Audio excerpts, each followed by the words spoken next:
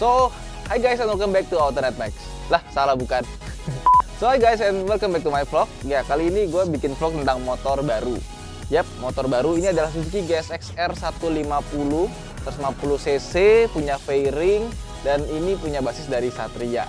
Banyak yang nanya kenapa beli motor ini gitu ya. Apakah karena motor ini bagus, terus gue jadi pengen beli, atau mungkin ada yang bilang karena gue dapet harga media, atau mungkin ada yang nanya-nanya. Soalnya gini, waktu itu gue pernah punya 15, tapi nggak dipakai lama, nggak sampai setahun udah gue jual karena gue nggak kuat pakai kopling ya selamaan. Apalagi posisi duduknya nunduk gitu ya, bawa kampus bolak-balik aja udah pegal banget. Terus kenapa sekarang kok beli motor kopling lagi, fairing lagi? Jawabannya simple sih. Gue beli motor ini bukan karena dapat harga media, gue belinya harga normal, cash. Dan gue beli ini tujuannya adalah yang pertama, karena pertama NMAX gue udah dijual. Terus kalau jual NMAX kenapa nggak ganti yang motor matic lagi gitu kan? Ya motor matic gue udah ada spacey di rumah, itu buat sehari-hari jalan-jalan ke pasar, istri gue make gitu kan. Terus kalau yang ini buat buat kalau ada kerjasama gitu. Kalau misalnya ada klien mau kerjasama sama gue gitu kan gue harus kasih barang yang bagus dong, foto dipakai motor yang bagus gitu, motor sendiri apa gitu kan. Dan gue udah cari-cari motor yang harganya cukup terjangkau, tapi tetap kelihatannya prestis gitu, tapi kelihatannya oke. Jadi kalau misalnya di foto pakai produk apa, motor kelihatan bagus ya. Kalau misalnya ada yang ngajak kerja di Instagram atau YouTube, kayak misalnya waktu YouTube Powerback Vivan kan gue pakainya Camry, itu sengaja. Karena kalau orang udah percaya sama kita, tentunya kita harus ngasih yang terbaik dong, ya nggak sih?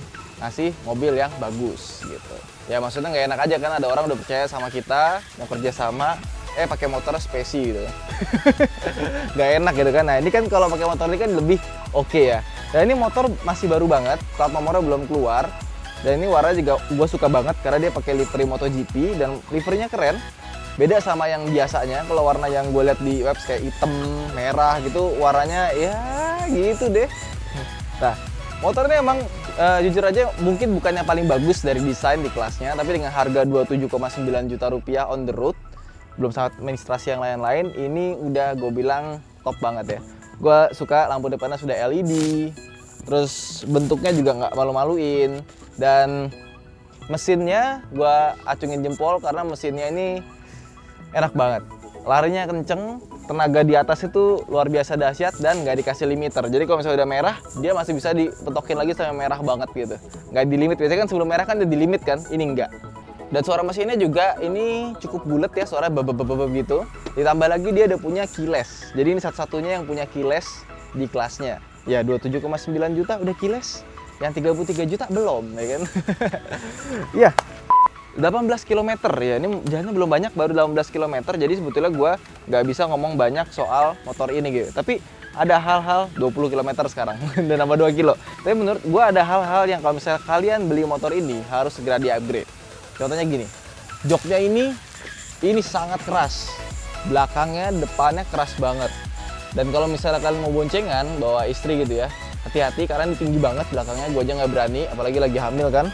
Jadi kalau misalnya boncengan, pakai motor yang biasa aja, ini cuma buat jalan-jalan lucu. Terus selain kursinya yang licin, terus keras banget, pokoknya maka tadi gue openingnya itu langsung pegel, emang pegel banget. Tapi yang lebih bahaya lagi daripada pegel, yaitu ini bentuk tangkinya. Di sini tuh kayak mengerucut gini. Jadi kalau misalnya kalian duduk terus ngerem dadak terus maju, jeduk. Ini bahaya banget bro. You know what I mean kan? Ini jadi kalau misalnya kalian naik motor ini bener-bener harus jaga jarak begini ya. Jangan begini ya. Kalau misalnya ngerem dadak kena ya itu sakit. Bukan gue ngalamin sih, ada orang lain sih, tapi ini hati-hati gitu. Terus yang kedua, motor ini punya ban belakang itu yang cukup licin. Jadi gue ngerem biasa aja, yang ban belakang ini gue rem pakai, dia kan belakangnya cakram ya. Itu dia udah ngunci. Jadi udah ngesot duluan gitu. Kalau misalnya kalian beli motor ini, coba ganti ban yang lebih pakem gigitannya. Terus karena ini adalah motor fairing, tentu aja posisi duduknya ini pegal sekali. Tangannya ini kita bertumpu ya ke stang, makanya sini kadang-kadang suka pegal kalau pakai lama. Tapi kalau misalnya kalian pikir itu adalah kelemahan GSX R 150, itu bukan. Karena semua motor fairing itu rata-rata kayak gini. Kalau misalnya kalian mengeluhkan motornya pegal, itu bukan salah motornya, tapi kenapa kalian pilih motor kayak gini gitu. Dan yang kedua, motor fairing itu punya radius putarnya kecil. Jadi bukan salah motornya juga, karena rata-rata motor fairing semuanya radius putarnya kecil. Ya, memang kalian udah beli motor begini harus tahu resikonya, dan gue juga sudah paham sekali dengan resiko motor seperti ini. Tapi overall dengan harga segini sih oke lah ya. Dan satu hal lagi mengenai kunci keylessnya. Kunci keylessnya ini ternyata fungsinya cuma di sini doang gitu, nggak ke starternya. Jadi kalau misalnya kita bawa kunci ini, kita masukin kantong, dia bisa diputar-putar kan, putar ke sini, putar ke sana buat kunci. Tapi kalau misalnya kita putar di posisinya udah on seperti ini, ya kan? Nah, ini kita bisa starter. Pakai kopling dulu, ya kan? Ini juga bisa tuh. Terus dimatiin juga. Nah sekarang kalau misalnya kuncinya ini kita bawa jauh gitu ya, tapi posisinya on, dia tetap bisa di starter. Jadi pastikan kalau misalnya kalian udah parkir, berhenti dari motor, itu jangan matiin motor lewat kill switch di sini. Harus di sini. Jangan sampai kalau misalnya kita motornya masih nyala begini, ini jadi matiin terus kita tinggal, nanti semua orang bisa starter dengan mudah meskipun kuncinya nggak ada dipegang sama dia. Dan nggak cuma itu aja. Ini misal motor nyala ya, kayak gini ya. Jeep, lo bawa, kamera gue pegang. Jadi motor ini itu, meskipun kuncinya kita pegang gini, dia tetap masih bisa bawa motor itu buat keliling komplek tanpa kunci. Jadi dia beda sama keylessnya BMW ya. Dah keliling komplek aja Jeep. Keliling muter.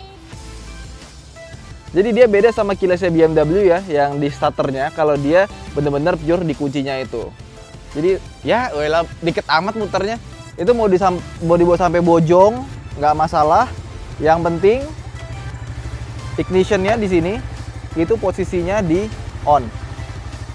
Ininya yang penting ada di sini ignitionnya, jangan sampai berubah. Nah, jadi kalau misalnya kalian punya motor kayak gini, pastikan kuncinya tidak ditinggal di posisi ignition, tapi kita bawa kuncinya kemana-mana, ntar bisa diambil orang ya, ini Jeep. Nah, jadi menurut gua itulah kalian harus careful karena kunci keylessnya ini beda sama kunci keylessnya BMW. Oke, terus kita lihat tangkinya. Motor ini punya tutup tangki itu yang bagus, bukan tipe yang nonjol kayak Honda Tiger 2000. Terus ini dia bahannya besi, tapi di sininya pakai plastik. Ini kita sebutnya cover plastik ya. Jangan pakai istilah-istilah yang tidak bagus, ya kan? Cover plastik, ingat cover plastik. Tapi tangkinya ini tuh kecil banget. Biasanya kan kalau motor dari pabrikan tuh paling diisi 1 liter kan. Ini gua isi full pakai bensin yang oktannya tinggi lah. Sebut saja apalah gitu ya. Yang oktannya tinggi itu nggak nyampe 10 liter sudah penuh, sudah muncrat-muncrat. Jadi kesimpulannya dia kecil tapi it's okay lah. Nah, terus jadi kita buka di sini, ada di sini. Nah, ini dia tuh masih penuh tuh. Dan uniknya kita bisa masukin kunci ini, kan kalau yang bener kan begini lurus ya. Kita bisa masukin kebalik. Nah, kayak gitu. Jadi kebalik. Kurang kerjaan. Dan satu hal yang gue suka dari motor ini gitu, yang rasanya jadi agak mahal gitu ya. Biasanya motor tuh baut-bautnya itu kan pakai kunci apa namanya, obeng kembang gitu ya. Kalau ini enggak, dia bukan obeng biasa karena dia bentuknya gini. Di semua baut-bautnya ini yang kelihatan itu bentuknya segi 6 ya, baut yang L segi 6. Nah, jadi rasanya lebih mewah dan kita udah disediakan 2 buah baut segi 6. Itu di sini ada yang gede, ada yang kecil. Kalau yang gede itu buat buka yang kayak di sini nih. Kalau kita mau buka aki, di sini buat bukanya. Kita puter dan akinya ada di bawah. Terus kalau misalnya yang kecil itu ada di bagian sini. Fairing itu yang kecil-kecil biasanya.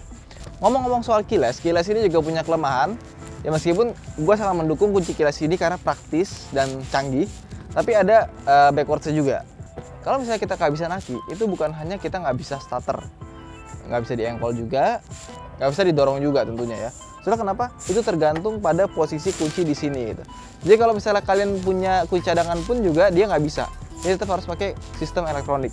Jadi kita harus buka, harus jumper akinya, atau kita ganti akinya. Entah jumper pakai powerbank atau pakai motor lain. Dan di sini, kalau misalnya kita apes gitu ya, kita tadinya naruh di lock gitu ya. Jadi stang nggak bisa dibuka. Udah akinya habis mau pindahin motor, itu nggak bisa. Pindah ini harus diangkat. Karena dia nggak bakal bisa berubah. Nggak bakal bisa keputer. Mau bagaimanapun juga. Gue udah coba. Kayak kunci cadangan pun juga nggak bisa, nih nggak bisa dicopot kan, copotnya harus di sini. Jadi satu-satunya cara kalau misalnya motor ini kehabisan aki atau baterai, ya mau nggak mau harus jumper aki atau enggak ganti akinya. Ya, dan jangan sampai hilang, karena kalau ini hilang, ini cuma dikasih satu sama Suzuki ya, nggak dikasih dua. Harusnya dikasih dua ya, kalau satu hilang ada cadangannya. Tetap pakai kunci serep pun dia nggak bisa, karena ininya harus dibongkar dulu. Oke. Jadi itu aja, apa ya, first impression, enggak juga first impression ya. Kalau review lengkapnya bisa lihat di autonetrmax.com karena kita langsung ujinya di Sentul. Dan jujur aja motor ini kalau buat nyetir di Sentul 150 cc, gue bisa bilang the best lah. Buat performanya, beloknya, enteng, remnya juga bagus. Tapi actual productionnya pakai ban standar, bannya agak licin ya belakangnya ya. Jadi kalau saran gue harus segera ganti dan ganti jok yang model lebih manusiawi. Oke, itu aja. Sampai jumpa di episode berikutnya. Bye.